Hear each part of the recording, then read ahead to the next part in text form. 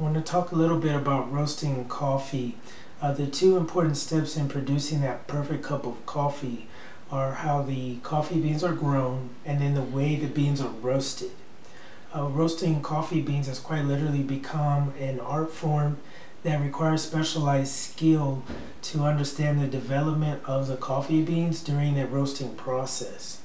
It's easy to think, and many confuse, that the darker the roast of the coffee, that equals the higher level of the caffeine in the coffee.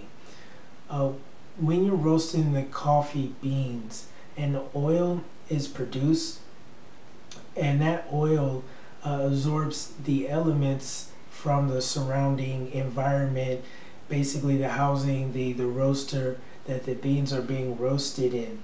Some roasters like to get a little creative, and so they'll add spices, flavoring oils, or even sometimes nuts to add another dimension to the coffee flavor.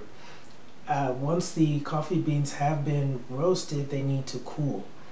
There's two methods for cooling the beans. The traditional method is using a cooling fan, and then the more modern, newer method that's quickly becoming popular is using water. Uh, it's easy to use too much water when you're cooling down the beans, and that will sometimes create a stale taste. So really the strength of the coffee comes down to how you brew it. You can have a dark roast coffee that you brew with a lot of water that will create a weak flavor, weak strength cup of coffee. You can have a light roast that you brew with a little bit of water. The opposite, have a strong flavor of coffee from those beans.